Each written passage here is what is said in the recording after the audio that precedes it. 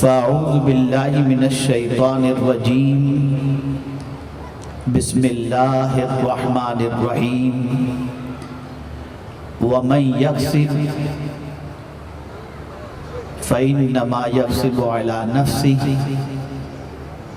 ومن یکسب اثما فإنما یکسب علی نفسہ وکان اللہ عزیزا حکیما ومن یکسب خطیئة او اثما ثم یرم به بریئا فقد احتمل بہتانا و اثما مبینا صدق اللہ العظیم۔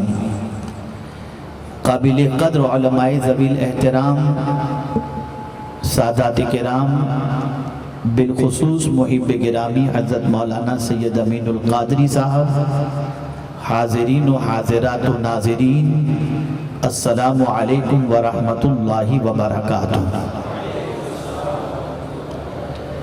میرے پیارے آقا صلی اللہ تعالی علیہ وسلم کے پیارے دیوانوں، سورہ نساء کی جس آیت کریمہ کی تلاوت کا میں نے شرف حاصل کیا، اس سے متعلق کچھ معروضات پیش کرنے سے پہلے آقا کریم رؤوف الرحیم علیہ التحیۃ والتسلیم کی بارگاہ بے کس پناہ میں جس طریقے سے میں پڑھاؤں، عقیدت و محبت میں ڈوب کر اسی طریقے سے درود و سلام کا نذرانہ پیش کریں۔ الصلاۃ والسلام علیک یا رسول اللہ، الصلاۃ والسلام علیک یا حبیب اللہ، الصلاۃ والسلام علیک یا نبی اللہ، الصلاۃ والسلام علیک یا نور اللہ،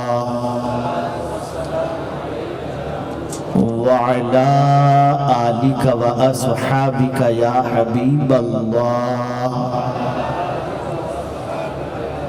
صلی اللہ تعالی علیہ وسلم۔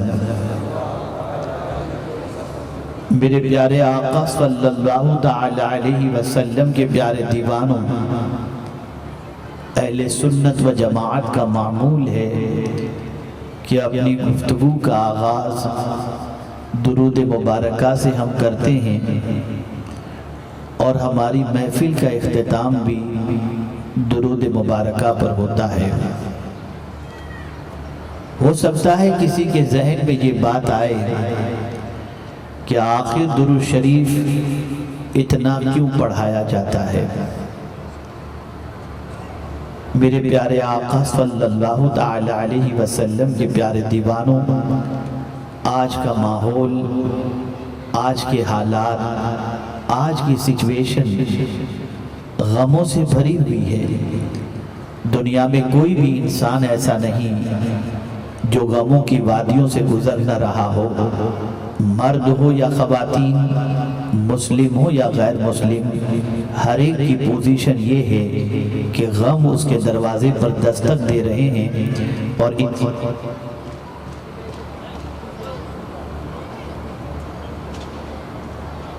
اور انسان غم کی وادیوں کے اندر بھٹکتا ہوا نظر آتا ہے۔ پیغمبر رحمت صلی اللہ علیہ وسلم کی بارگاہ بے کس پناہ میں ایک صحابی حاضر آئے اور آقا کریم صلی اللہ علیہ وسلم سے عرض کرتے ہیں، یا رسول اللہ صلی اللہ تعالی علیہ وسلم، مجھے جتنا وقت ملتا ہے اس میں سے میں 1/3 وقت آپ پر درود شریف پڑھنے میں خرچ کرتا ہوں، کیا سرکار بہتر ہے اتنا پڑھنا؟ آقا کریم صلی اللہ علیہ وسلم نے فرمایا، زیادہ پڑھو تو تمہارے حق میں بہتر ہے۔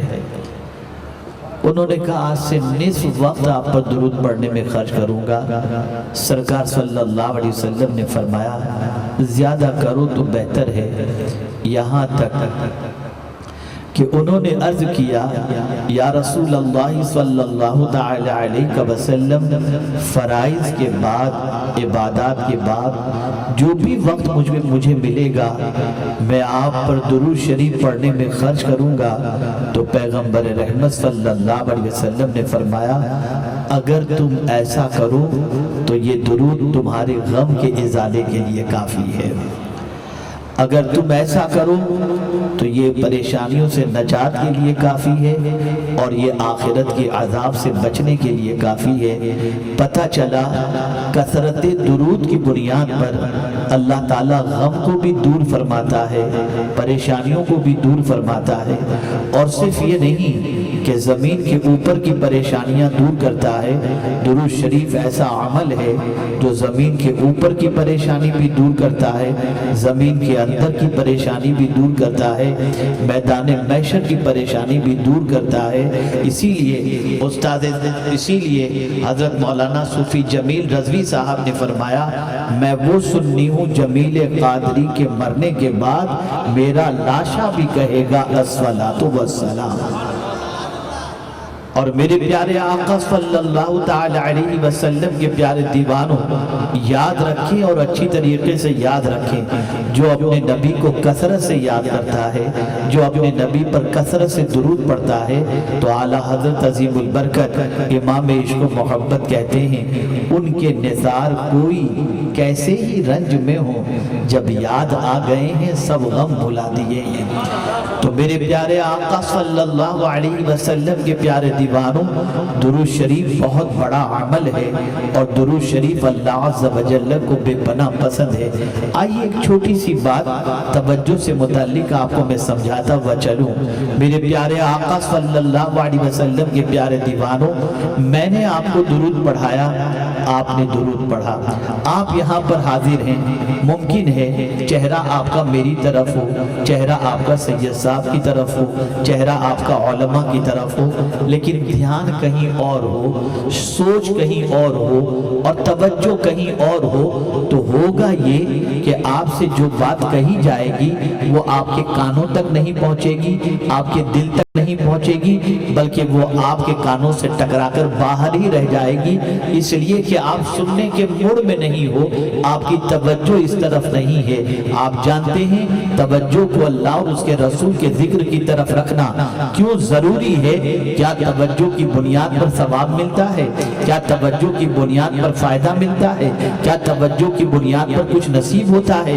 تو آئیے میں آپ کو سمجھاؤں، درود کو یوں ہی پڑھے تو بھی اللہ کے رسول کی بارگاہ میں پہنچ جاتا ہے، لیکن اگر کوئی شخص آقا کریم صلی اللہ علیہ وسلم پر درود، حضور پر پوری طرح سے متوجہ ہو کر دل سے حضور صلی اللہ علیہ وسلم کی بارگاہ کے اندر مکمل انہماک کے ساتھ اگر درود پڑھتا ہے تو اس درود کو خود مصطفیٰ جان رحمت صلی اللہ علیہ وسلم سن لیا کرتے ہیں۔ اس لیے یاد رکھو، محفل میں جب آ چکے ہو، اللہ نے توفیق دی تب آپ یہاں پر آئے، اللہ توفیق نہ دیتا تو آپ نہ آتے۔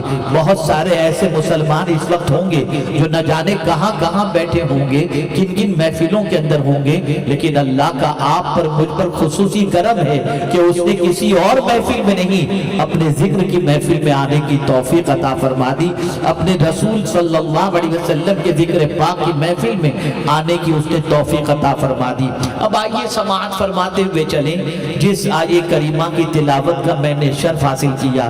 میرے پیارے آقا صلی اللہ علیہ وسلم کے پیارے دیوانوں، اللہ رب العزت کی بارگاہ میں دعا ہے کہ پروردگار مجھے حق کہنے اور آپ سب کو حق سننے کی توفیق عطا فرمائے۔ بہت ہی مؤثر اور پرمغز خطاب آپ نے محب گرامی حضرت مولانا سید امین القادری صاحب سے سماعت فرمایا۔ میں بھی کچھ باتیں آپ کی سماعتوں کے حوالے کروں گا۔ وہ آج کا جو میں نے آویزہ دیکھا اور عنوان دیکھا وہ اصلاح معاشرہ ہے۔ اصلاح کس چیز کی جائے؟ معاشرے کی اصلاح کی جائے یا انسان کی اصلاح کی جائے؟ آئیے میں آپ کو سمجھاتا ہوا چلوں۔ آج پورا انسان بگڑا ہوا ہے، سر کے بالوں سے لے کر پیر کے ناخن تک انسان کی زندگی تباہی کے دہانے پر ہے، آوارگی کے راستے پر آج کا انسان جاتا ہوا نظر آ رہا ہے، بد کرداری کے دھبے اس کے دامن پر لگتے ہوئے نظر آ رہے ہیں، برائیوں سے اس کو اتنی انسیت ہو چکی کہ اب برائیوں میں دل لگتا ہے، نیکیوں میں دل نہیں لگتا۔ بڑی عجیب سچویشن ہو گئی، بڑی عجیب کیفیت ہو گئی۔ آپ مجھے بتائیے، اگر کوئی آپ تماچا مارے آپ اسے برا کہیں گے یا نہیں؟ آپ اس کے اوپر ڈانٹ ڈپٹ کریں گے یا نہیں؟ آپ اس سے انتقام لیں گے یا نہیں؟ کسی نے آپ کو تماچا مارا اسے آپ اپنا دشمن سمجھیں گے، اسے دوست کی نگاہ سے کبھی نہیں دیکھیں گے۔ کسی نے آپ کی آنکھ پھوڑ دی آپ اسے اچھا دوست نہیں سمجھ سکتے، اسے اپنا دشمن سمجھیں گے۔ کسی نے آپ کی ٹانگ توڑ دی آپ اسے اپنا دوست نہیں سمجھیں گے، اسے اپنا دشمن سمجھیں گے۔ آپ اسی طریقے سے اندازہ لگائیں، وجود آپ کا ہے، ہاتھ آپ کا، پیر آپ کا، آنکھ آپ کی، زبان آپ کی، کان آپ کے، اگر آپ کے ان اعضاء کو کوئی تکلیف پہنچاتا ہے آپ اسے اپنا دوست نہیں کہیں گے، اسے دشمن کہیں گے۔ اگر میں قرآن کی روشنی میں اس وقت سمجھانا چاہوں تو میں یہ کہنے میں حق بجانب ہوں، آج کا مسلمان خود اپنا دشمن بنا ہوا ہے۔ آج کا مسلمان خود اپنا دشمن بنا ہوا ہے، اور یہ میں اپنی مرضی سے نہیں کہہ رہا، میں قرآن کی روشنی میں کہہ رہا ہوں۔ قرآن کہتا ہے وَمَن يَكْسِبْ إِثْمًا فَإِنَّمَا يَكْسِبُهُ عَلَى نَفْسِهِ، جو گناہ کمائے۔ اب گناہ کمانے سے کیا مراد؟ اللہ نے آنکھ دی آپ نے آنکھ سے گناہ کمایا، اللہ نے ہاتھ دیے ہاتھ سے آپ نے گناہ کمایا، اللہ نے پیر دیے اس کی نافرمانی کی طرف چل کر آپ نے گناہ کمائے، اللہ نے آنکھ دی گندی چیزوں کو دیکھ کر، غیر محرم کو دیکھ کر آپ نے اپنی آنکھ سے گناہ کمایا، ہاتھ دیا کسی مظلوم کو سہارا دینے کے لیے، لیکن ہاتھ سے آپ نے کسی بے گناہ کو تماچا مارا، آپ نے گناہ کمایا۔ اپنے وجود کو قانون الہی اور قانون رسول صلی اللہ علیہ وسلم کے خلاف استعمال کرنا یہ گناہ کمانا ہوا۔ قاعدہ سن لیجیے، اپنے وجود کو قانون الہی اور قانون رسول صلی اللہ علیہ وسلم کے خلاف استعمال کرنا یہ گناہ کمانا ہوا۔ اب اگر کوئی آنکھ سے گناہ کرتا ہے تو میرے پیارے آقا صلی اللہ تعالی علیہ وسلم کے پیارے دیوانوں، وہ گناہ کما کر کیا کرتا ہے؟ فَإِنَّمَا يَقْسِبُهُ عَلَى نَفْسِهِ، وہ اپنی جان کے لیے کماتا ہے۔ اگر کسی نے گناہ کیا تو میرے پیارے آقا صلی اللہ تعالی علیہ وسلم کے پیارے دیوانوں، میں آپ سے پوچھنا چاہتا ہوں، اگر ہاتھ سے کوئی آپ کو تماچا مارے تو آپ اس کو دشمن سمجھیں گے، آنکھ سے اگر کوئی آنکھ آپ کی پھوڑ دے آپ اسے دشمن سمجھیں گے، لیکن اگر آج کا مسلمان اپنی آنکھوں سے گناہ کر کے اپنی آنکھوں کو عذاب میں گرفتار کر رہا ہے، اپنے ہاتھوں کو اللہ کے عذاب میں گرفتار کر رہا ہے، اپنے پیروں کو اللہ کے عذاب میں گرفتار کر رہا ہے، ظاہر سی بات ہے آقا کریم صلی اللہ علیہ وسلم نے ارشاد فرمایا، جو شخص اپنی آنکھوں سے گناہ کرتا ہے کل بروز قیامت اس کی آنکھوں میں جہنم کا پگھلایا ہوا سیسا جہنم کی سلاخیں اس کی آنکھوں میں ڈالی جائیں گی۔ کان سے اگر کوئی گانا سنتا ہے، گالیاں سنتا ہے، غزلیں سنتا ہے، بری باتیں سنتا ہے، غیبت سنتا ہے، سرکار صلی اللہ علیہ وسلم فرماتے ہیں اس کے کانوں میں جہنم کا پگھلایا ہوا سیسا ڈالا جائے گا۔ تو آپ تو گانا سنتے وقت بہت خوش ہوتے ہیں، کیا میوزک ہے، کیا آواز ہے، کیا شعر ہے، مرد بھی تھرکتے ہیں عورتیں بھی۔ کبھی کبھی تو ایسا ہوتا ہے کہ گانے سن کر مرد بھی روتے ہیں عورتیں بھی روتی ہیں، اور اس کا رواج اتنا بڑھ گیا کہ اب کوئی لمبا سفر ایسا نہیں جو بغیر گانے کے طے ہو سکے۔ گاڑی میں گانا لگا دو ٹائم پاس ہو جائے۔ گھر میں گانے، گاڑی میں گانے، شادیوں میں گانے، آپ یہ سمجھ رہے ہو کہ آپ اچھا کام کر رہے ہو، آپ یہ سمجھ رہے ہو کہ آپ کو لذت مل رہی ہے، لیکن یہ لذت نہیں، آپ خود اپنے دشمنوں، اپنے لیے اللہ کے عذاب کو زبر اپنے اوپر لازم کر رہے ہو۔ ان گناہوں کی بنیاد پر اللہ رب العزت اپنے عذاب کے اندر گرفتار فرمائے گا۔ وَمَن يَكْسِبْ إِثْمًا فَإِنَّمَا يَكْسِبُهُ عَلَى نَفْسِهِ۔ ظاہر سی بات ہے، آج لوگ بے چین کیوں ہیں؟ آج لوگ بے قرار کیوں ہیں؟ وجہ سب سے بڑی یہ ہے کہ آج کا انسان گناہ میں ڈوب گیا، آج کا انسان بدکرداری میں ڈوب گیا، آج کا انسان برائیوں میں ڈوب گیا۔ کل تک جو گناہ کرنے کے لیے انسان ہچکچاتا تھا، آج وہ گناہ انسان کے معاشرے کے اندر ضرورت بن کر کے داخل ہو گیا۔ کل تک اگر کسی کی بیٹی کو کوئی نگاہ اٹھا کر دیکھے تو ماں اور باپ اس کی آنکھیں نکالنے کے لیے تیار ہو جاتے، اور آج کی مائیں اور باپ خود اپنے بچیوں کو، اپنی بچیوں کو بولتے ہیں کہ بیٹی دیکھنا، اگر کسی سے کوئی محبت وغیرہ کرنا ہو تو ذرا دیکھ لینا پیسے والا ہے یا نہیں، ورنہ تیری زندگی اور فیوچر برباد ہو جائے۔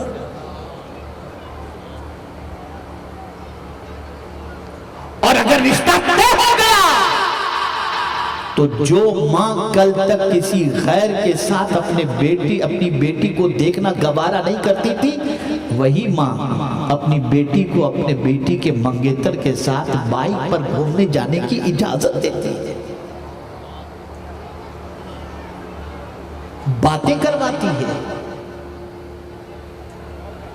رنگ سیریمنی ہوتی ہے، شادی سے پہلے ایک دوسرے کو انگوٹھی پہنا کر حرام کام کیا جاتا ہے۔ یہ سب وہ کام ہیں جس نے بے چین کر رکھا ہے۔ میں ایسے ہزاروں رشتوں کے بارے میں جانتا ہوں کہ منگنی کے بعد لڑکی کو آزادی دی گئی لڑکے سے ملنے کی، شادی کی تاریخ کے آنے سے پہلے روزانہ کی بات چیت کی وجہ سے جھگڑا ہوا، بچی نے کہہ دیا میرا اس کے ساتھ جب نہیں سکے گا، انڈرسٹینڈنگ نہیں ہے، ماں اب میں اس کے ساتھ شادی نہیں کروں گی۔ 6 مہینے 8 مہینے تک اس کے ساتھ گھومتی رہی، اور اس کے بعد بچی نے منع کر دیا یا لڑکے نے منع کر دیا، نتیجتاً رشتہ بریک ہوا۔ اب لڑکی انتظار کر رہی ہے کوئی ملے، لڑکا انتظار کر رہا ہے کہ کوئی ملے، اور دونوں کے بارے میں بدگمانیاں اور دونوں کی برائیاں مارکیٹ میں عام ہونی شروع ہو گئی۔ گناہ اتنے بڑھ گئے کہ غیرت کا جنازہ نکل چکا ہے۔ ماں بیٹھی ہوئی ہے، باپ بیٹھا ہوا ہے، بھائی بیٹھا ہوا ہے، بیٹا اور بیٹی بیٹھے ہوئے ہیں، سیریل دیکھے جا رہے ہیں، پکچر دیکھی جا رہی ہے، گندگی دیکھی جا رہی ہے۔ ایک زمانہ وہ تھا کہ بیٹا اور بہو ماں باپ کے سامنے بیٹھ کر بات کرنے میں شرماتے تھے کہ ہم ان کے سامنے کیسے بیٹھیں، اور آج پتہ نہیں کیا کیا ماں باپ کے سامنے لڑکا اور بہو ایک دوسرے کو پکارتے نظر آتے ہیں، اور ماں باپ کہے لگاتے نظر آتے ہیں۔ کیا ہو گیا ہے ان کو؟ کہاں جا رہی ہماری قوم؟ وہ خاتون جنت جن کی کنیز ہونے کا دعویٰ آج کی مسلم عورتیں کرتی ہیں، جانتی ہو آپ؟ ارشاد فرماتی ہیں میں جب مر جاؤں تو میرا جنازہ بھی رات کے وقت لے کر نکلنا، تاکہ کوئی غیر محرم میرے جنازے کو بھی نہ دیکھ سکے۔ آپ ذرا سوچو اور اندازہ لگاؤ۔ اور آج کی عورتوں کا حال یہ ہے، شوہر کے آنے کا وقت ہو تو سر پر بام لگا کر کے بیٹھیں گی، اور باہر کے خرید و فروخت کے لیے جانا ہو تو میک اپ کر کے نکلیں گی۔ جس کے لیے سجنا تھا اس کے لیے بیمار بن گئے، اور جن سے چھپنا تھا ان کے لیے تم منٹھن کر کے نکل رہی ہو۔ رشتے ٹوٹ رہے ہیں، اعتماد ختم ہو رہا ہے، آوارگی بڑھ رہی ہے، بدکرداریاں عام ہو رہی ہیں۔ اگر اس کا سد باب نہیں کیا گیا تو مجھے ڈر لگتا ہے کہ معاشرے میں شاید کوئی پاکیزہ لڑکی مل سکے یا پاکیزہ لڑکا مل سکے۔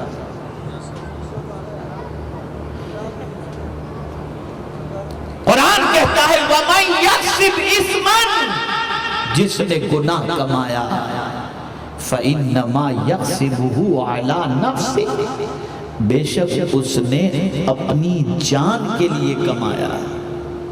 ادھر گناہ کمایا، اب اس گناہ کی سزا کے لیے وہ تیار رہے، ادھر گناہ کیا، گناہ کی سزا کے لیے تیار رہے۔ میں نے ابھی یہاں آنے سے پہلے دو چار میرے پاس نوجوان آئے تھے، ان کو میں نے جو جملہ کہا وہ میں آپ کی سماعتوں کے حوالے کرتا ہوں، پوری تقریر یاد رہے یا نہ رہے، ہو سکتا ہے ہمارے مسلم بھائیوں کے علاوہ اور طبقے کے لوگ بھی یہاں پر موجود اور سن رہے ہوں۔ یہ جملہ سب کے لیے یاد رکھو اور اچھی طریقے سے یاد رکھو۔ گناہ کرتے وقت اچھا لگتا ہے، توجہ چاہوں گا، گناہ کرتے وقت اچھا لگتا ہے اور زندگی پر پچھتانا پڑتا ہے۔ کرتے وقت اچھا لگتا ہے، زندگی پر پچھتانا پڑتا ہے، اور نیکی کرتے وقت تکلیف ہوتی ہے لیکن زندگی بھر سکون ملا کرتا ہے۔ گناہ کے اندر اللہ نے اطمینان رکھا ہی نہیں۔ گناہ کی پوزیشن خارش کی بیماری یعنی کھجلی کی طرح ہے کہ کھجلی کرتے وقت اگر خارش کی بیماری ہو گئی، کھجلی ہو گئی تو کرتے وقت تھوڑی سی راحت ملتی ہے، جہاں آپ نے کھجلی کرنا بند کر دیا جلن شروع ہو جاتی ہے۔ ٹھیک یہی حال گناہوں کا ہے، یہی حال گناہوں کا ہے۔ آج گناہ میں پورا معاشرہ ڈوب چکا، اور حیرت کی بات ہے کہ گناہوں کے پھیلاؤ کے سلسلے میں اس حد تک کوششیں کی جا رہی ہیں کہ دنیا میں کوئی نیک انسان رہ ہی نہ جائے۔ ہاں ابھی کل حکومت کی طرف سے کچھ ایسے فوٹوز کے بارے میں کچھ شاید پابندی کی بات کی گئی ہے جس سے جذبات مشتعل ہوتے ہوں۔ کسی ایڈ کے بارے میں نے سرسری طور پر کچھ پڑھا تھا، اے رسول اعظم صلی اللہ علیہ وسلم کے دیوانوں، اسلام نے گناہ پھیلانے سے روکنے کا حکم دیا، اور اگر کوئی گناہ پھیلاتا ہے اور پھیلانے سے محبت کرتا ہے تو اس کے بارے میں قرآن کیا کہتا ہے؟ ان الذین یحبون ان تشیع الفاحشۃ فی الذین آمنوا لہم عذاب علیم۔ بے شک جو لوگ ایمان والوں میں بے حیائی پھیلانے کو پسند کرتے ہیں ان کے لیے ذلت والا عذاب ہے، ذلت والا عذاب۔ وہ لوگ جو گندی پکچروں کو پروموٹ کرتے ہیں، وہ لوگ جو آوارگی کو پھیلاتے ہیں، وہ لوگ جو برائیوں کے پھیلاؤ کے لیے اپنی آپ کو وقف کر بیٹھے ہیں اور برائیوں کے ذریعے اپنے پیٹ کی آگ کو نہیں بلکہ محل تعمیر کرتے ہیں، ان کے لیے میں صرف ایک حدیث سناتا ہوں، صرف ایک حدیث، وہ بھی بخاری شریف کی ہے۔ حضرت عبداللہ ابن مسعود رضی اللہ تعالیٰ عنہ ارشاد فرماتے ہیں، کوئی جان بغیر ظلمن کوئی جان ظلمن اگر قتل کی جائے، یعنی کسی جان کو ظلمن قتل کیا گیا، حضرت عبداللہ ابن مسعود رضی اللہ تعالیٰ عنہ فرماتے ہیں کہ آقا کریم صلی اللہ علیہ وسلم نے فرمایا جو جان ظلمن قتل کی گئی اس جان کے قتل کا گناہ حضرت آدم کے پہلے بیٹے پر ہوگا، اس لیے کہ قتل کا رواج اس نے عام کیا۔ اب قیامت تک جو بھی ظلمن مارے جائیں گے ان قتل کیے جانے والوں کے گناہ کا عذاب اس پر بھی ہوگا۔ یعنی اگر کوئی کسی برائی کو پھیلا رہا ہے تو اس برائی میں جتنے بھی گرفتار ہوں گے ان ساری برائیوں کا عذاب اس برائی پھیلانے والے کو بھی ہوگا۔ ہے طاقت برداشت کرنے کی عذاب؟ پیسہ کما رہے ہو نا، عیاشیوں کے اڈے تعمیر کر کے، بد کرداریوں کی محفلیں منعقد کر کے، قہبے خانہ قائم کر کے، عیاشیوں کو عیاشیوں کی طرف ترغیب دلا کر اگر کوئی دولت کماتا ہے اور کوئی اس طرف مائل ہو گیا تو جب تک وہ ان برائیوں میں گرفتار رہے گا اس کا عذاب ان برائیوں کے سلسلے میں تعاون کرنے والے یا اس برائی کا راستہ دکھانے والے کو بھی ہوگا۔ ایسے ہی ڈرگز، ایسے ہی شراب، کسی نے اگر کسی کو شراب کا عادی بنا دیا، اس نے 10-20 کو شراب کی لت میں لگا دیا، تو جس نے لگایا تھا جتنے لوگ اس شراب کے عادی بنیں گے سب کا گناہ اس انسان کے اوپر ہوگا۔ ہے برداشت کی طاقت اللہ کے عذاب کو برداشت کرنے؟ لیکن اگر کسی نے کسی نیکی کو رواج دیا تو جب تک نیکی ہوتی رہے گی اس کا ثواب اس کو ملتا رہے گا۔ جب تک نیکیاں ہوتی رہے گی ان نیکیوں کا ثواب اللہ اس کو عطا کرتا رہے گا۔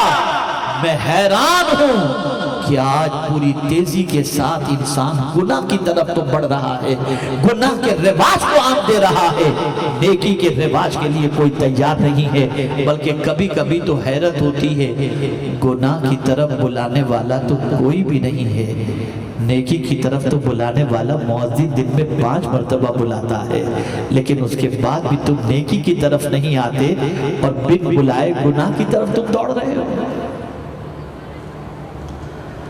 اللہ کو کتنا پیار ہے کہ 5 مرتبہ مؤذن تمہیں پکار کر کہتا ہے حیا علی الفلاح حیا علی الصلاح، آؤ کامیابی کی طرف۔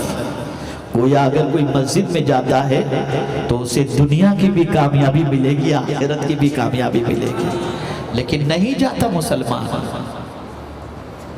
اور بن بلائے ویڈیو دیکھنے چلا گیا، پکچر دیکھنے چلا گیا۔ اور کچھ لوگ تو ایسے ظالم ہیں جو یہ کہتے ہیں میں تو نئی پکچر تھیٹر میں لگتی ہے تو سب سے پہلے دن جا کر دیکھتا ہوں۔ ایک زمانہ تھا لوگ گناہ کے تصور سے کانپتے تھے اور آج حال یہ ہو گیا گناہ کر کے نہیں ڈر رہے۔ ایک زمانہ تھا کہ گناہ کا خیال آتا تھا تو لوگوں کے وجود پر کب کبھی طاری ہو جاتی کہ اپنے رب کو کیا منہ دکھائیں گے۔ آئیے میں آپ کو سمجھاتا ہوا چلوں، سیدنا فاروق اعظم رضی اللہ تعالیٰ عنہ کے دور پاک میں بڑا خوبصورت ایک نوجوان تھا، نمازی تھا، مسجد آتا جاتا تھا، بڑا نیک، بڑا پارسا۔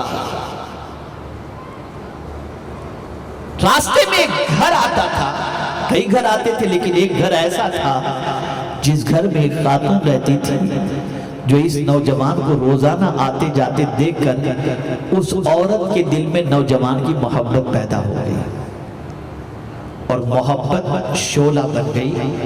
اس کے لیے اپنی محبت کو چھپانا اور قابو کرنا ذرا مشکل ہو گیا۔ اب اس عورت نے سوچا کہ کسی بھی طریقے سے اس نوجوان سے میں اپنی خواہش کو پوری کروں۔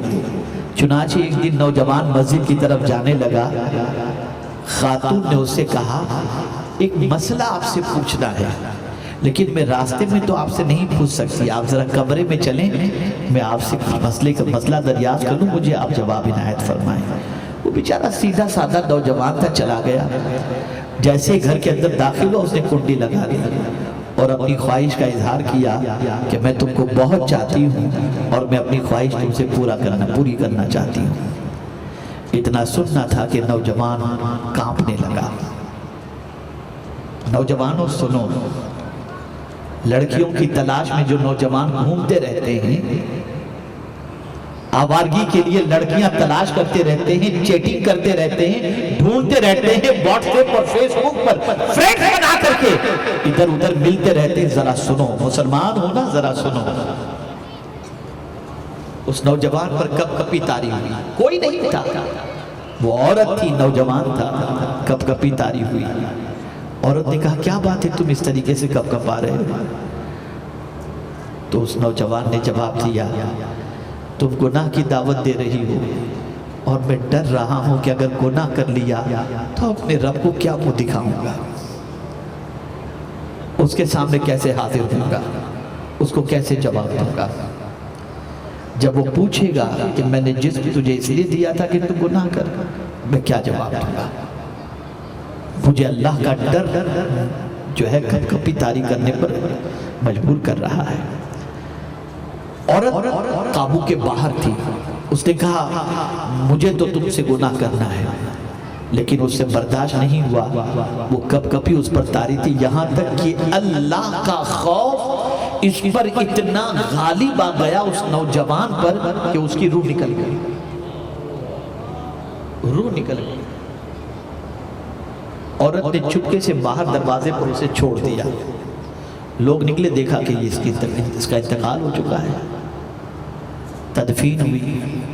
بعد میں مشہور ہو گیا کہ عورت ہی نے بتا دیا کہ خوف کی وجہ سے اس کی یہ پوزیشن ہوئی، اللہ کے ڈر کی وجہ سے اس کی روح نکل گئی۔ فاروق اعظم کو پتا چلا، سنیے غور سے، فاروق اعظم کو پتا چلا، گئے اس نوجوان کی قبر پر اور قبر کے سامنے کھڑے ہو کر سلام پیش کیا اور ارشاد فرمایا قبر والے سے، اے نوجوان بتا تیرے ساتھ میرے رب نے کیا سلوک کیا، کیا معاملہ کیا؟ نوجوان نے قبر سے آواز دی، جواب دیا، امیر المؤمنین میرے مولا نے مجھے 2 جنتیں عطا فرما دی، اس لیے کہ اس کا وعدہ حق ہے، وَلِمَنْ خَافَ مَقَامَ رَبِّهِ جَنَّتَانِ، جو اللہ کے خوف سے ڈرا رہا، کھڑا رہا، اللہ تعالیٰ اسے 2 جنتیں عطا فرماتا ہے۔ ایک زمانہ یہ تھا کہ گناہ سے ڈرنا ہماری پہچان تھی، اور آج دور یہ ہو چکا گناہوں میں بالوں سے لے کر ناخن تک ڈوب جانا یہ ہماری پہچان ہے۔ ماں بھیج رہی ہے اپنے بچے کو کالج، باپ مزدوری کر کے اپنے بچے کو بھیج رہا ہے پڑھائی کے لیے، اور وہ جا کر کالج میں لڑکیوں کو لے کر پارک میں گھوم رہا ہے۔ کہاں جا رہے ہو تم؟ کس جانب تمہارا قدم بڑھ رہا ہے؟ تم سکون کے متلاشی ہو؟ اللہ اکبر! تم دنیا کے اندر چھت کے متلاشی ہو؟ میں دنیا کی چھت کی بات نہیں کرتا، جب قیامت میں اللہ کے عرش کے سائے کے علاوہ کوئی سایہ نہیں ہوگا، جانتے ہو اس وقت کس کو اللہ اپنے عرش کے سائے میں جگہ عطا فرمائے گا؟ تھوڑا سا اسے بھی سمجھ لیں، تھوڑا سا سمجھ لیں۔ قیامت کے دن زمین جو ہے نا ایک دم چٹیل میدان کی طرح ہوگی، کوئی پہاڑ بیچ میں ہوگا نہیں، سنگل زمین، کوئی پہاڑ نہیں، کچھ بھی نہیں، کوئی درخت نہیں، کوئی مکانی، کچھ بھی نہیں، چٹیل میدان۔ اور اس قیامت میں صرف دھوپ، آسمان، سورج سبا نیزے پر ہوگا، سورج سبا نیزے پر ہوگا۔ آج 41 اور 45 ڈگری کے اندر آدمی کے پسینے نکل جاتے ہیں، باہر نکلنا نہیں چاہتا، جبکہ سینکڑوں نہیں ہزاروں میل کی دوری پر سورج ہے۔ قیامت کے دن سورج سوا نیزے پر ہوگا، تانبے کی زمین ہوگی، آدمی اپنے پسینے میں ڈوب رہا ہوگا، سایہ تلاش کرے گا، اسے سایہ نہیں ملے گا، کہیں سایہ نہیں، نہ درخت ہے، نہ دیوار ہے، نہ مکان ہے، کچھ بھی نہیں، عرش کے سائے کے علاوہ کوئی سایہ نہیں ہوگا۔ لیکن جانتے ہیں آپ اللہ کس کو عرش کے سائے میں جگہ عطا فرمائے گا؟ 7 خوش نصیبوں کو عرش کے سائے میں جگہ عطا فرمائے گا، ان میں سے ایک خوش نصیب وہ ہوگا جس خوش نصیب کو کوئی خوبصورت عورت گناہ کی دعوت دے اور وہ نوجوان یہ کہے انی اخاف اللہ، میں اپنے اللہ سے ڈرتا ہوں، اور وہ گناہ سے بچ جائے گا، مولا اسے عرش کے سائے میں جگہ عطا فرمائے گا۔ آپ مجھے بتاؤ اے رسول گرامی وقار صلی اللہ تعالی علیہ وسلم کے دیوانوں، آج کا انسان سکون تلاش کرنے کے لیے گناہ کرتا ہے۔ شراب کیوں پہ بہت ٹینشن ہے، تھوڑا سا ریلیکس کے لیے پی رہا ہوں۔ ڈرگز کیوں استعمال کر رہے ہو؟ بہت ٹینشن ہے اس کے لیے۔ سگریٹ کیوں پی رہے ہو؟ بہت ٹینشن ہے اس کے لیے۔ تم ٹینشن کا علاج ٹینشن میں تلاش کر رہے ہو؟ شراب پینے سے ٹینشن بڑھتا ہے، کم نہیں ہوتا۔ جوا کھیلنے سے ٹینشن بڑھتا ہے، کم نہیں ہوتا۔ آؤ میں تمہیں بتاؤں ٹینشن کیسے کم ہوگا۔ اگر تم اپنا ٹینشن کم کرنا چاہتے ہو تو پیغمبر رحمت صلی اللہ علیہ وسلم نے فرمایا، جب کبھی تمہاری طبیعت بے چین ہو، تم سکون چاہتے ہو، گھر سے وضو کر کے مسجد چلے جاؤ، اور مسجد میں درس قرآن کی محفل چل رہی ہو، اس میں جا کر بیٹھ جاؤ، اللہ تمہارے دل پر سکون نازل فرما دے گا۔ اور اگر درس قرآن کی محفل نہیں چل رہی تو وضو کر کے مسجد میں چلے جاؤ، اللہ کی کتاب کو کھول کر پڑھنا شروع کرو، اللہ تمہارے دل پر سکون نازل فرما دے گا۔ لیکن ہم سکون اس میں تلاش نہیں کر رہے، بلکہ حال اتنا برا ہو چکا، توجہ چاہوں گا، حال اتنا برا ہو چکا کہ جن چیزوں میں اللہ نے سکون رکھا ہے، آدمی ان چیزوں میں بھی سکون حاصل نہیں کر پاتا اور وہاں بے چین ہو جاتا ہے۔ میں آپ کو سمجھاتا ہوں، سمجھ رہے ہیں میری بات؟ چلیے ایک مرتبہ آپ سب بلند آواز سے درود شریف پڑھیں تو مجھے اطمینان ہو کہ میری بات آپ سمجھیں۔ بیٹا بیٹھ جاؤ۔ اللہم صلی علی سیدنا و مولانا محمد معدن الجود والکرم وآلہ الکرام وابنہ الکریم وبارک وسلم صلاة و سلاما علیکہ یا رسول اللہ صلی اللہ تعالی علیہ وسلم۔ آپ مجھے بتاؤ،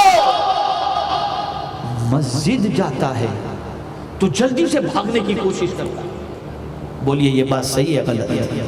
میں جواب دیں اگر میری بات سمجھ میں آ رہی ہے۔ صحیح ہے نا؟ سینما گھر جاتا ہے، 3 گھنٹے آرام سے بیٹھ کر پوری مووی دیکھ کر کے آتا ہے نا، تھوڑا سا فرق سمجھاتا ہے۔ ایک مسجد ایسی ہے جو پترے کی بنی ہوئی ہے، اس میں ایئر کنڈیشن بھی نہیں، کسی میں پنکھا ہے کسی میں نہیں، کہیں ہے کہیں نہیں،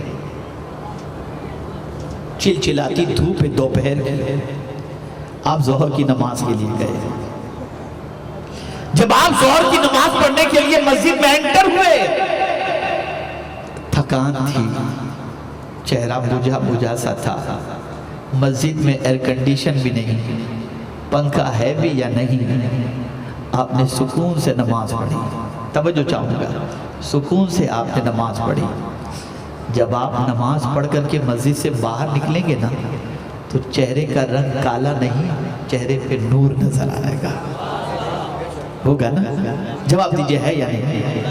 لیکن یہی بندہ تھیٹر کے اندر 3 گھنٹے بیٹھا، ایئر کنڈیشن بھی ہے، کھانے پینے کا سامان بھی ہے، لہو و لعب کا سامان بھی ہے، خدا کی قسم پوری ذمہ داری کے ساتھ عرض کرتا ہوں، 3 گھنٹے پکچر دیکھنے جانے سے پہلے جو اس کے چہرے کا رنگ تھا نا، پکچر دیکھ کر کے نکلے گا تو چہرے کا رنگ کالا ہو گیا ہوگا۔ ایئر کنڈیشن میں بیٹھنے کے بعد 3 گھنٹے گناہ کی وجہ سے چہرہ کالا ہو گیا، اور گرمی کے موسم میں پترے کی مسجد کے اندر جا کر نماز ادا کرنے کے بعد چہرے پر نور آ گیا۔ یہ کس نے عطا فرمایا؟ یہ پالنہار حقیقی نے عطا فرمایا۔ لیکن آج مسجد میں دل نہیں لگتا، جاتے ہیں تو بھاگتے ہیں مسجد سے، خطبہ شروع ہو تب پہنچنا ہے اور سلام پھیرتے ہی بھاگو۔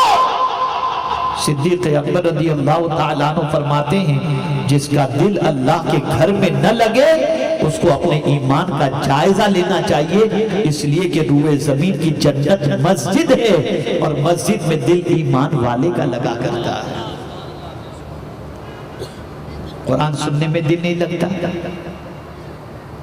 کوئی قاری قرآن اچھا قرآن پڑھ رہا ہے، بلکہ آپ دیکھیں رمضان شریف کے اندر اچھے قرآن پڑھنے والے کے پیچھے کتنے مقتدی ہوتے ہیں، اور یعلمون تعلمون پڑھنے والے کے پیچھے کتنے مقتدی ہوتے ہیں۔ کہتے ہیں کہاں جلدی ختم ہوتی ہے تراویح، چلو وہاں جلدی، کہاں صحیح پڑھا جاتا ہے وہاں نہیں، بلکہ امام صاحب اگر نماز کے اندر قرأت لمبی کرتے ہیں تو ٹرسٹی کے پاس شکایت پہنچ جاتی ہے، بھائی ذرا امام صاحب سے کہو تھوڑی چھوٹی نماز پڑھائیں۔ یہ حال ہو چکا ہے، اور گانے اتنا سننے کا شوق کہ پہلے تو ایئر فون لگایا کرتے تھے، اب ایئرپورٹ آ گئے، پتہ ہی نہیں چلتا سن رہا ہے سنا رہا ہے کیا کر رہا ہے، دونوں چیزیں ہوتی ہیں نا اس سے، لگا ہوا ہے جا رہے ہیں، چلتے چلتے گانا سن رہے ہیں، بیٹھے بیٹھے گانا سن رہے ہیں۔ میں پوچھنا چاہتا ہوں کہ گناہوں کے شوق نے اور گناہوں کے دلدل میں ڈوب جانے نے ہمیں اتنا تباہ کر دیا کہ آج ہماری زندگی سے سکون ختم ہو چکا۔ میں ایک بات عرض کروں گا میرے نوجوان بھائیوں بچوں، میں دیکھ رہا ہوں ایک بڑی تعداد نوجوانوں کی ہے، سن لو، ابھی آپ کو گناہ بہت اچھا لگتا ہوگا، ابھی لڑکیوں سے چیٹنگ اچھی لگ رہی ہوگی، ابھی کسی سے مسکرانے سے بات کرنے پر اچھا لگتا ہوگا، لیکن جانتے ہیں میں آپ کو ایک زندگی کا میرا اپنا واقعہ بتاؤں۔ میرے ایک دوست، ان کی بھی داڑھی کے بال سفید ہو گئے، لیکن بیٹے کے قدم تھوڑے سے ڈگمگائے ہوئے تھے، تو مجھ سے انہوں نے کہا یار ذرا میرے بیٹے کو سمجھاؤ تم۔ میں نے ان کے بیٹے کے پیچھے محنت شروع کی، سمجھاتا رہا، فون پر سمجھاتا رہا، کبھی ملاقات میں سمجھاتا رہا۔ بیٹا سمجھ گیا کہ میرے باپ نے لگا دیا ان کو پیچھے۔ ایک دن اس کے باپ نے مجھ سے کہا کہ حضرت میں گزارش کرتا ہوں اب میرے بیٹے کو مت سمجھانا، توجہ چاہوں گا جوانوں غور سے سنو، وہ باپ کہہ رہا ہے کہ میرے بیٹے کو نہ سمجھانا۔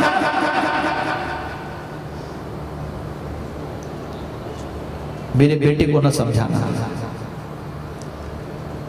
میں نے کہا خیریت کیا وجہ ہے؟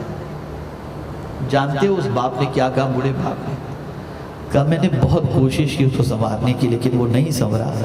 حضرت میں کیا بتاؤں، ایک دن جب میں نے اس پر شدت کی کہ بیٹے یہ آوارگی اچھی چیز نہیں ہے، بیٹا چھوڑ دو، تو میرے ہی بیٹے نے مجھ سے کہا ابا بڑھاپے میں مجھے گناہ چھوڑنے کی بات کرتے ہو، آپ جوان تھے تو کیا کرتے تھے؟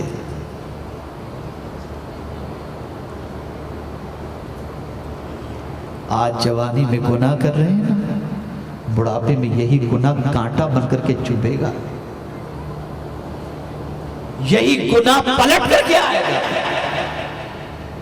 یہی گناہ اولاد کے سامنے شرمسار کر دے گا، یہی گناہ منہ دکھانے کے لائق نہیں رکھے گا، یہی گناہ تباہی کے تہانے پر پہنچا دے گا۔ بچیاں بھی اپنی ماں سے ایسا کہتی نظر آئیں گی اور بیٹے بھی اپنے باپ سے اس قسم کی باتیں کرتے نظر آئیں گے۔ ڈرو گناہ سے، بچو۔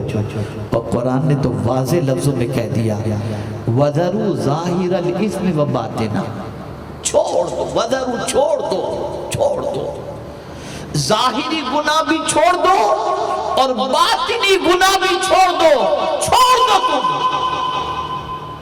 اس لیے کہ گناہ کی طرف جو تم کو ابھارتا ہے وہ کون ہے؟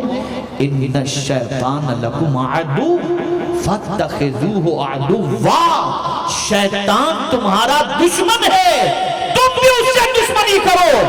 جب کبھی شیطان تمہیں گناہ کی طرف بلائے تم تیری نہیں مانوں گا، میں اپنے رب کی مانوں گا، اس سے دشمنی کرو۔ پڑھو لا حول، پڑھو اعوذ باللہ من الشیطان الرجیم، بھگاؤ اسے۔ اور میری یہ بات سن لو، آج مسلمانوں کی زبان پر حکمت کی بولی اس لیے نہیں آتی کہ مسلمانوں نے اپنے آپ کو گناہ میں ڈھکیل دیا ہے۔ جب مسلمان گناہ سے اپنے آپ کو روکتا ہے نا تو اللہ تعالیٰ اس کے سینے کو حکمت سے بھر دیتا ہے اور پھر اس کی بولیوں کے اندر حکمت کے بول نظر آتے ہیں۔ بچو گناہ سے، بچو گناہ سے، ڈرو اللہ سے۔ اے رسول اعظم صلی اللہ تعالی علیہ وسلم کے دیوانوں، اب سوال یہ پیدا ہوتا ہے کہ انسان گناہ کرتا کیا ہے؟ پھر مجھے ایک بار پوچھنے کی ضرورت محسوس ہو رہی ہے کہ آپ لوگوں کی سمجھ میں بات آ رہی ہے، ذرا بلند آواز سے جواب دیں گے تو مجھے اطمینان ہوگا کہ بات سمجھ میں آ رہی ہے۔ سمجھ میں آ رہی ہے آپ لوگوں کے؟ اب ایک ذہن میں سوال ابھرتا ہے کہ انسان ہے، جانتا ہے یہ گناہ ہے، جانتا ہے، یہ بھی بتا دوں، آپ کہیں کہ مجھے معلوم نہیں تھا گناہ ہے، کچھ لوگ کہتے ہیں مجھے معلوم نہیں تھا کہ گناہ ہے، تو میں آپ سے پوچھتا ہوں پھر چھپ کے کیوں کر رہے تھے؟ اگر آپ کہتے ہیں کہ آپ کو معلوم نہیں تھا کہ یہ گناہ ہے، تو کوئی گناہ آدمی چھپ کر کے کیوں کرتا ہے؟ وہ جانتا ہے کہ یہ گناہ ہے، اسی لیے تو چھپ کر کے کر رہا ہے۔ اور نیکی، آپ جانتے ہو کہ نیکی کیا ہے، اس لیے چاہتے ہو کہ نیکی چھپی نہ رہے، سب کو معلوم پڑ جائے، اس لیے آپ نیکی کو ظاہر کرتے ہو، گناہ کو چھپ۔ آپ دیکھیں نا، کوئی گندی پکچر علی اعلان دیکھتا ہے، ماں باپ کے سامنے دیکھتا ہے؟ نہیں نا، چھپ کر کے دیکھے گا، اس لیے کہ جانتا ہے کہ وہ گناہ ہے، جانتا ہے۔ اب سوال یہ پیدا ہوتا ہے کہ انسان گناہ کرتا کیوں ہے؟ وہ کون سی چیز ہے جس کی بنیاد پر انسان گناہ پر دلیر ہو رہا ہے اور گناہ کر رہا ہے؟ تو پہلی چیز، اس کے دل و دماغ کے اندر یہ تصور مٹ چکا کہ مر کر مجھے اپنے رب کو ایک ایک پل کا جواب دینا ہے۔ جب یہ تصور ہٹا، یہ تصور نظروں سے اوجھل ہوا کہ بندہ گناہ میں ڈوب گیا، اور جب یہ تصور رہے کہ مجھے اپنے رب کو جواب دینا ہے اور میرا مولا میرے ایک ایک گناہ پر میری پکڑ فرمائے گا، تو بندہ گناہ نہیں کرے گا۔ اب اس کو سمجھاتا ہوں۔ فاروق اعظم رضی اللہ تعالیٰ عنہ کا دور پاک ہے، آپ نکلے یہ دیکھنے کے لیے کہ اب مدینے کے نوجوانوں کی سچویشن کیا ہے۔ تو سیدنا فاروق اعظم رضی اللہ تعالیٰ عنہ اپنے ساتھ تھوڑا سا توشہ لے کر جنگل و بیابان کی طرف پہنچے۔ توجہ چاہوں گا، جب جنگل و بیابان کی طرف پہنچے، اللہ اکبر، توشہ ختم ہو چکا، کھانا ختم ہو چکا۔ سیدنا فاروق اعظم رضی اللہ المولا تبارک و تعالی عنہ جب کھانا ختم ہو گیا تو آپ جنگل و بیابان میں دیکھتے ہیں کہ ایک نوجوان بکریاں چرا رہا ہے۔ اللہ اکبر، آپ گئے اس کے پاس، وہ نوجوان امیر المومنین کو نہیں جانتا تھا کہ یہ امیر المومنین ہیں۔ فاروق اعظم گئے، اسے سلام کیا، اس نے سلام کا جواب دیا۔ فاروق اعظم نے ارشاد فرمایا، اے نوجوان، میں بھوکا ہوں، مسافر ہوں، میرا توشہ ختم ہو گیا، تو اتنی بکریوں کا، یہ ریوڑ بکریوں کا لے کر کے تو چرا رہا ہے، کسی بکری کا دودھ دو کر مجھے تھوڑا سا دے دے تاکہ میں دودھ پی کر اپنے پیٹ کی آگ کو بجھا لوں۔ اللہ اکبر، اس چرواہے نوجوان نے جواب میں عرض کیا، اے مسافر، میں تجھے بکری کا دودھ نہیں دے سکتا، اس لیے کہ میں بکریوں کا مالک نہیں، بکریوں کا چرواہا ہوں، بکریوں کا مالک تو کوئی اور ہے۔ اللہ اکبر، فاروق اعظم نے محسوس کر لیا کہ جنگل و بیابان کے اندر یہ شخص اس طریقے سے اپنے مالک کی فکر کر رہا ہے، یہ کوئی کامل انسان ہوگا، یہ پکا مسلمان ہوگا۔ تو فاروق اعظم نے اس کا امتحان لینا چاہا اور ارشاد فرمایا، سن، ایک بکری کا بچہ ذبح کر کے مجھے دے دے، اس کی جو قیمت ہو مجھ سے لے لے، اور اگر تیرا مالک تجھ سے پوچھے کہ بکری کا بچہ کم کیسے ہو گیا تو تو اپنے مالک سے کہہ دینا کہ بھیڑیا کھا گیا، تیرا مالک جنگل میں دیکھنے تو نہیں آئے گا نا۔ بس اتنا کہنا تھا۔ اس نوجوان نے فاروق اعظم کو دیکھ کر عرض کیا، اے مسافر، تو جو کہہ رہا ہے کہ بکری کا بچہ ذبح کر کے تجھے دے دوں اور میرے مالک کو پتہ بھی نہیں چلے گا، سن لو، میرا مالک تو مجھے نہیں دیکھ رہا، لیکن کیا مالک کا مالک بھی مجھے نہیں دیکھ رہا؟ بس اتنا سننا تھا کہ فاروق اعظم نے سینے سے لگا لیا اور ارشاد فرمایا، جب تک کہ کلمہ پڑھنے والوں میں تم جیسے پاکیزہ نوجوان ہیں، دنیا کی کوئی طاقت مسلمانوں کو شکست نہیں دے سکتی۔ یہ ہماری آئیڈینٹی تھی، یہ ہماری پہچان، یہ اللہ کی بارگاہ میں کھڑے ہونے کا ڈر، جواب دہی کا تصور۔ دوسری چیز جو گناہ کی طرف لے جاتی، جب یہ ڈر ختم ہو جاتا ہے، یہ خیال ختم ہو جاتا ہے کہ اللہ کو جواب دینا ہے تو پھر آپ جو چاہو کرو۔ ارے حکومت کو جواب دینے کا خیال آ جائے تو آدمی بلیک اینڈ وائٹ چوپڑے بناتا ہے کہ سی اے سے یہ کرا لو، وہ کرا لو، یہ کرا لو، یہ کرا لو، تاکہ پتہ چل جائے۔ ساری چیزیں آدمی کا جواب دینے کا خیال ہوتا ہے۔ آپ مجھے بتائیے. اللہ کو جواب دینے کا خیال نکل گیا، اس لیے ساری چیزیں ہوئی. دوسری چیز جسے قرآن نے مینشن کیا، گناہ سب سے زیادہ مالدار کرتا ہے. اسے غور سے سنیے گا آپ. جہاں مال آیا سرکش ہوا، وہ باغی ہوا، الا ماشاءاللہ.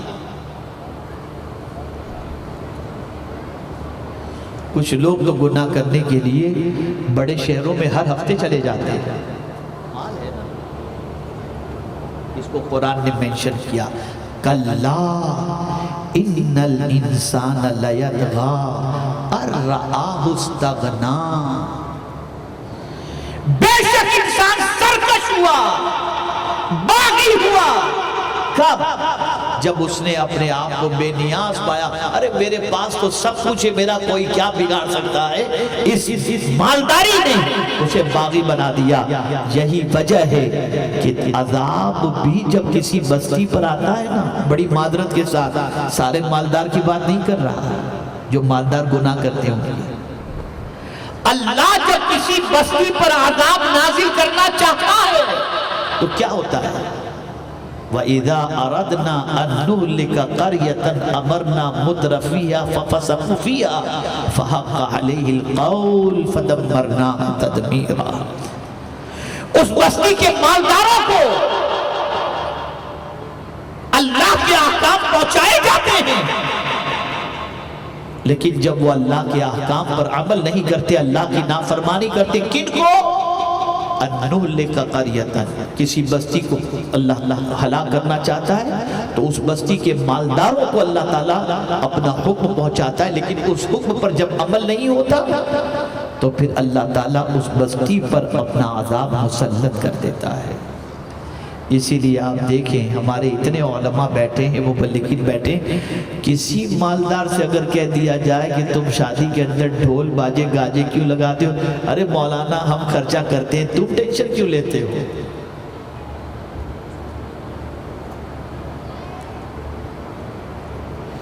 یہ حال ہو چکا ہے. بچو گناہ سے. گناہ وہ بیج ہے جس کی بنیاد پر سوائے کانٹے کے درخت کے اور کوئی چیز نہیں نکل سکتی، اور نیکی وہ بیج ہے جس سے سوائے سکون کے اور کوئی چیز تمہیں حاصل نہیں ہو سکتی. اے میرے پیارے آقا صلی اللہ علیہ وسلم کے پیارے دیوانوں، اب کرنا کیا ہے؟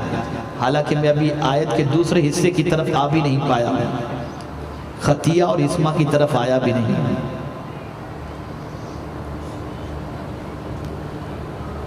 انشاءاللہ پھر کبھی اس پر، لیکن مختصر عرض کر دوں. اب گناہ ہو چکے، آج تک بہت کر لیے. اب آدمی کو شرمندگی ہو رہی، یار اب میرا کیا ہوگا. کبھی ایسا ہوتا ہے کہ انسان گناہ کرتا ہے نا، اور جب بہت گناہ کر لیتا ہے، بولا اب اتنے کر ہی لیا ہوں اور میری پہچانی گنہگار کی طرح ہو گئی، تو اب سدھروں گا تب بھی لوگ مجھے اچھا نہیں کہیں گے. یہ شیطانی سوچ ہے، یہ شیطانی وسوسہ ہے. جس دن آپ نے گناہ سے توبہ کر لی اور اللہ کے راستے پر چلنے کا ارادہ کر لیا، سنیے جو میں عرض کرنے جا رہا ہوں، لفظ پر غور کیجئے گا. آپ نے ارادہ کر لیا، آپ کو عزت ملنی شروع ہو جائے گی. مثال کے طور پر آپ کے محلے کے اندر اتنے ائمہ حضرات موجود ہیں، ان ائمہ مساجد میں سے کسی امام کے قریب یعنی مسجد کے قریب ایک نوجوان کوئی رہتا ہے تو جمعہ پڑھنے کے لیے آتا ہے. توجہ چاہوں گا، جمعہ پڑھنے کے لیے آتا ہے، روز 5 وقتہ نماز میں نہیں آتا، اور کچھ عادتیں بھی تھوڑی سی بگڑی ہوئی ہیں. اچانک ایک دن امام صاحب کے پاس آ کر کہتا ہے، امام صاحب میں انشاءاللہ فلاں تاریخ کو حج کے لیے جا رہا ہوں. گیا نہیں حج کے لیے، میرا حج کمیٹی میں نمبر لگ گیا، میں حج کے لیے جا رہا ہوں. وہ امام جو اس بندے کے بارے میں جانتا ہے کہ جمعہ پڑھتا ہے، وہ امام جو اس بندے کے بارے میں جانتا ہے کہ یہ گناہ بھی کرتا ہے، لیکن جیسے ہی اس نے کہہ دیا فلاں تاریخ کو حج کے لیے جا رہا ہوں، تو امام صاحب اس گنہگار سے کہتے ہیں بھائی مجھے بھی ذرا دعا میں یاد رکھنا، مجھے بھی ذرا دعا میں یاد رکھنا۔ مکہ نہیں پہنچا، مدینہ نہیں پہنچا، لیکن وہاں جانے کا ارادہ کر لیا تو اللہ نے عزت عطا فرما دی۔ تو جب کوئی گناہ سے توبہ کا ارادہ کر لے اور سچی توبہ کر لے تو اللہ اسے دنیا میں بھی عزت عطا کرتا ہے اور آخرت میں بھی عزت عطا فرمائے گا۔ توبہ کر لو، پلٹ آؤ اپنے رب کی طرف، اپنی آئیڈینٹی بناؤ، اپنی پہچان بناؤ، اپنی شناخت بناؤ کہ آج سے ہم گناہ نہیں کریں گے، آج سے ظلم و زیادتی نہیں کریں گے، آج سے پاپ کے دروازے پر دستک نہیں دیں گے۔ سن لو، آج اگر کوئی پریشان ہوتا ہے تو ابھیان کی وجہ سے نہیں پریشان ہوتا، ابھیمان کی وجہ سے پریشان ہوتا۔ آپ کوئی بھی ابھیان چلاؤ، لیکن اگر ابھیمان آ گیا تو یہ میرا جملہ یاد رکھیے گا، اللہ کفر کو تو کسی حد تک گوارا کر لیتا ہے، ظلم کو گوارا نہیں کرتا۔ کافروں کو روزی روٹی دے رہا ہے نا، کھانا پانی دے رہا ہے۔ مراد اس سے یہ ہے کہ یعنی وہ کافر کو روزی روٹی سب کچھ دے دے گا، لیکن ظالم کو وہ نہیں چھوڑے گا۔ اس کا مطلب یہ نہیں کہ معاذ اللہ وہ کفر کو پسند کرتا ہے، استغفر اللہ ربی من کل ذنب واتوب، یہ کہنا مقصد نہیں ہے۔ کفر کو ڈیل دیتا ہے لیکن ظالم کو نہیں، ظالم کی پکڑ ہوتی ہے، اس لیے کہ وہ کافروں کا بھی رب ہے، وہ مسلمانوں کا بھی رب ہے، وہ سارے انسانوں کا رب ہے۔ اسے دو چیزیں بالکل ناپسند ہیں، اور ان دو چیزوں کو بالکل ناپسند کرتے ہوئے وہ ان دو چیزوں میں گرفتار لوگوں کو تھوڑی سی مہلت دے کر بعد میں جب گرفت فرماتا ہے تو ایسی سخت گرفت ہوتی ہے کہ پھر کوئی دنیا کی طاقت نہیں بچا سکتی۔ ایک ظلم ہے اور ایک تکبر ہے، اس لیے یاد رکھو ان چیزوں سے اپنے آپ کو بچائے رکھو، گناہ سے اپنے آپ کو بچائے رکھو، اپنے وجود پر بھی ظلم نہ کرو اور کسی پر بھی ظلم نہ کرو، کسی پر بھی زیادتی نہ کرو، اور اسی طریقے سے تمہیں بہت کچھ مل جائے زندگی میں کبھی تکبر نہ کرنا، گھمنڈ نہ کرنا، اکڑنا نہیں۔ میرے پاس تو سب کچھ ہے، میرا کوئی کیا بگاڑ سکتا ہے؟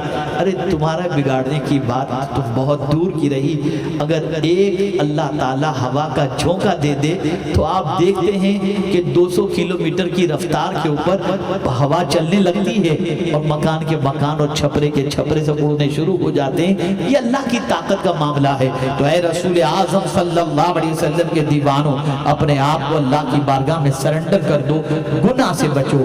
جب کبھی گناہ کے لیے طبیعت چاہے اور گناہ کی طرف نفس مرغل آئے، فوراً سوچ لینا شیطان تمہیں بہکا رہا ہے اور رحمان تمہیں دیکھ رہا ہے۔ انشاءاللہ العظیم گناہ سے بچ جاؤ گے، گناہ سے رکو گے، اللہ تمہارے دل کو سکون کی دولت سے مالا مال فرما دے گا۔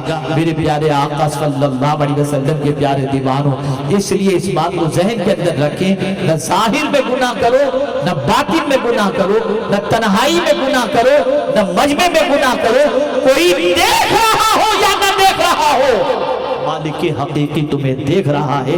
زندگی رہی تو پھر کبھی اس موضوع پر انشاءاللہ مزید باتیں آپ کی سماعتوں کے حوالے کی جائیں گی۔ دوران گفتگو اگر کوئی لغزش ہو گئی ہو تو اللہ کی بارگاہ میں توبہ کرتا ہوں، استغفر اللہ ربی من کل ذنب واتوب الیہ، لا الہ الا اللہ محمد رسول اللہ صلی اللہ تعالی علیہ وسلم، وما علینا الا البلاغ المبین۔ اور نیک بننا ہے تو اس کے لیے ماحول کی ضرورت ہوتی ہے۔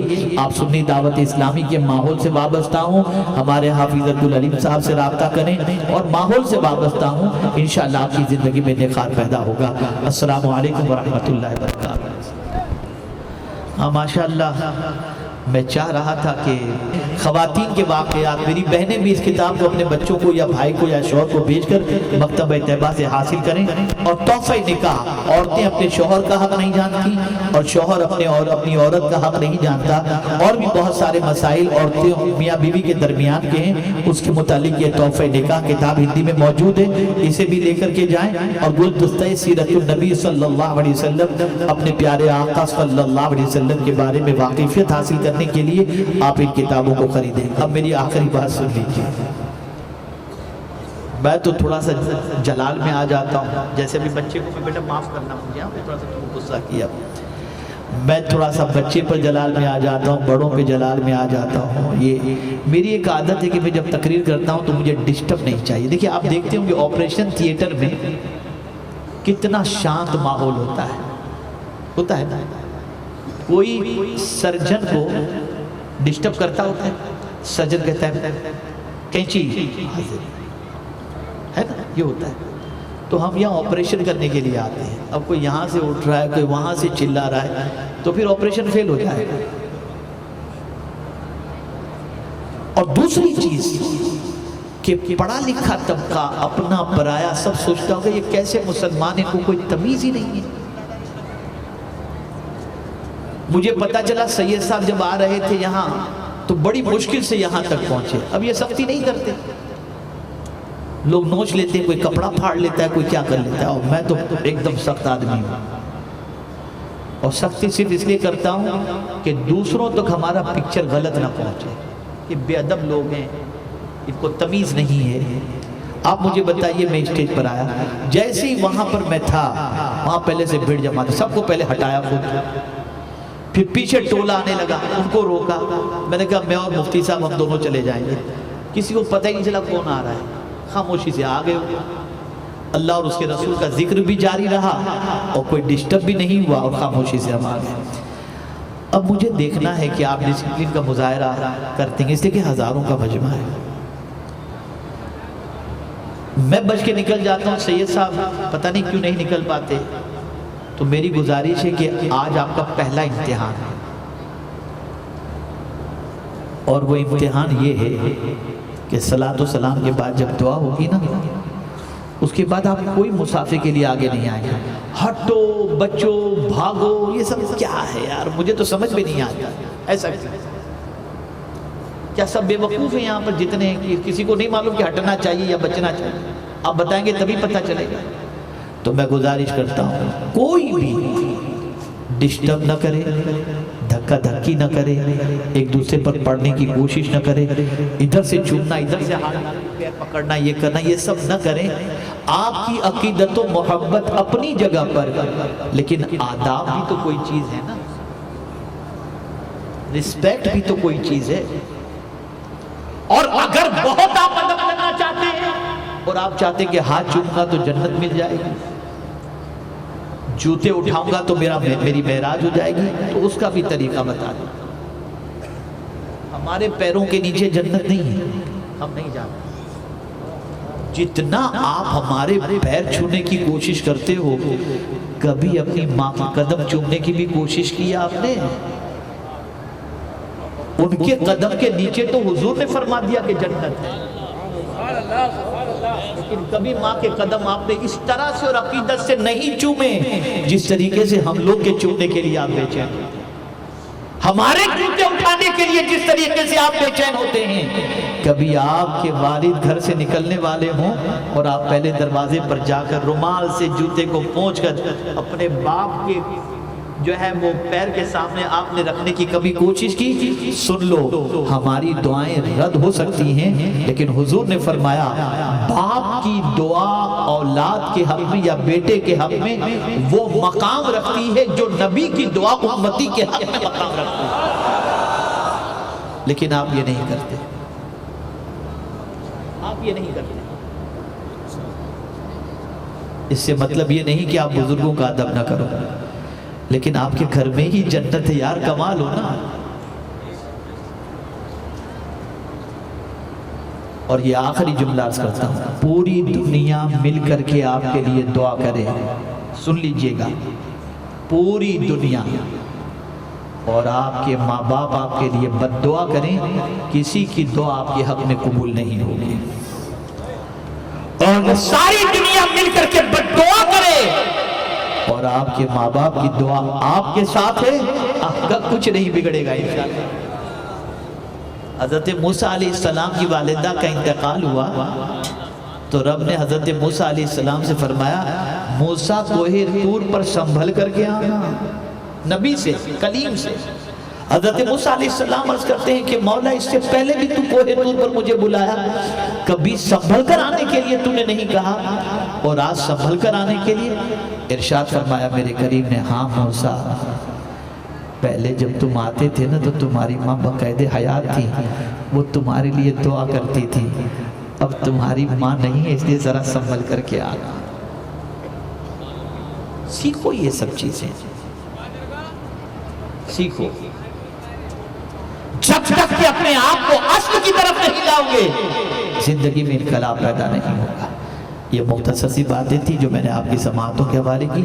اب ہم صلاۃ و سلام کے لیے کھڑے ہوں گے، دعا ہوگی، اور جہاں سے ہم کو نکلنا ہے مجھے صرف یہ دیکھنا ہے کہ آج آپ لوگ میری بات کتنی سنے ہو، کتنا اس پر عمل کرتے ہو۔ اگر یہاں سے سب سکون سے چلے جائیں گے اور ڈسٹرب نہیں کریں گے تو مجھے اطمینان ہوگا، اور اگر دھکا دھکی گرم پڑی ہٹو بھاگو، یہ گلے میں جو والنٹیئر کا لیبل لگا کر کے اور ہاتھ پہن کر کے جو گھوم رہے ہیں وہی سب سے زیادہ شور کرتے ہیں۔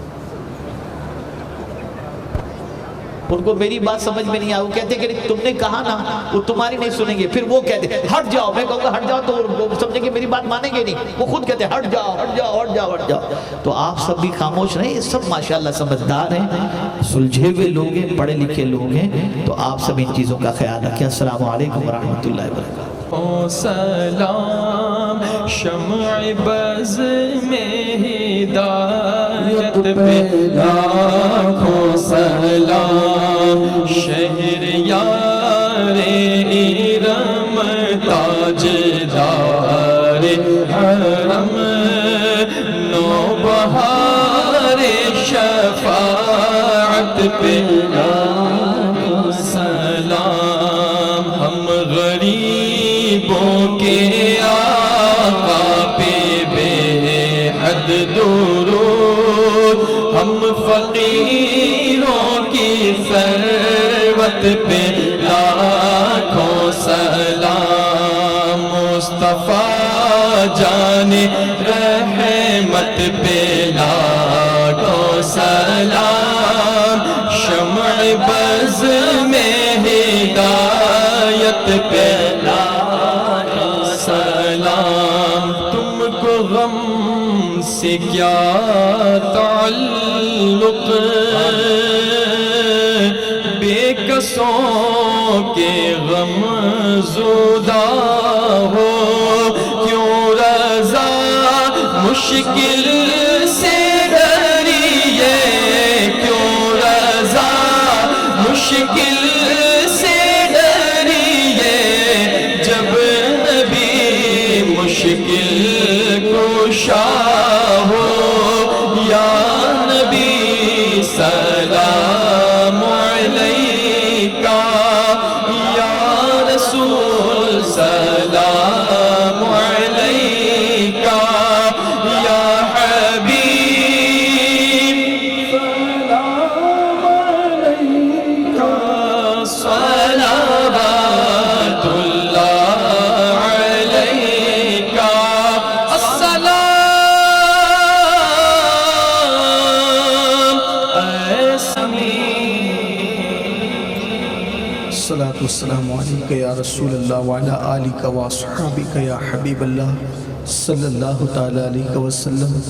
قبلہ حضور امیر محترم نے اپنی گفتگو کے اختتام میں فرمایا کہ توبہ کرو، پلٹو، بہت خوبصورت موقع ہے یہ، ایام حرمت والے مہینے حج کے ایام ہیں، ان دنوں توبہ قبول ہوتی ہے، لیکن توبہ کا ایک طریقہ یہ بھی ہے کہ کسی صاحب اجازت، بزرگوں سے اجازت یافتہ صاحب سلسلہ کے ہاتھ پر مرید ہونے کی شکل میں توبہ کی جائے، اس کی بے شمار برکتیں ہیں، اور وہ بھی اگر سلسلہ قادریہ میں اثر ہو تو پھر سونے پر سہاگا ہے۔ قبلہ امیر محترم سلسلہ قادریہ برکاتیہ نوریہ کے شیخ طریقت بھی ہیں، تو جو لوگ مرید ہونا چاہتے ہیں، جو مائیں اور بہنیں بھی، تو وہ غوث پاک کے سلسلے میں مرید ہونے کا شرف حاصل کر سکتے ہیں، اور انشاءاللہ پھر دعا کے بعد حضرت تشریف لے جائیں گے۔ اہل منبر سے بھی مؤدبانہ میری گزارش ہے کہ بہت سنجیدہ یہ لوگ ہیں، لیکن جیسا کہ علماء کے علاوہ بھی اور ہمارے بہت سارے بھائی یہاں موجود ہیں اور شاید وہ مسافر کے لیے ہی ممبر پر آئے ہیں، تو ان سے بھی ادب کے ساتھ گزارش ہے کہ وہ حضرت سے مصافحہ کرنے کی زحمت نہ فرمائیں۔ جو اسٹیج پر جو بھائی پہلے سے چڑھ گئے ہیں وہ حضرت کو آسانی کے ساتھ جانے کی اجازت دیں، اور حضرت جیسا پڑھاتے ہیں ویسا پڑھیں اور سلسلے قادریہ میں داخل ہونے کا شرف حاصل۔ جیسا پڑھاتا ہوں اس طریقے سے پڑھ لیں۔ بسم اللہ الرحمن الرحیم۔ استغفر اللہ ربی من کل ذنب و اتوب الیہ۔ توبہ کرتے ہیں پچھلے سارے گناہوں سے، آج کے بعد ہر گناہ سے بچنے کی کوشش کریں گے۔ ہر فرض و واجب اور سنت ان کے وقتوں پر ادا کرنے کی کوشش کریں گے۔ ہم سلسلہ قادریہ نوریہ برکاتیہ میں داخل ہوتے ہیں۔ اے اللہ ہمیں غوث پاک کے غلاموں میں قبول فرما، قیامت کے دن ان کے ساتھ حشر فرما۔ الحمدللہ رب العالمین والصلاة والسلام علی سید الانبیاء والمرسلین وعلی آلہ وصحبہ الطیبین الطاہرین۔ اللہم انکا عفو کریم تحب العفو فاعف عنا۔ اللهم إنا نسألك العفو والعافية والمعافاة الدائمة في الدين والدنيا والآخرة والفوز بالجنة والنجاة من النار يا عزيز يا غفار يا رب العالمين۔ درد دل کر مجھے عطا یا رب،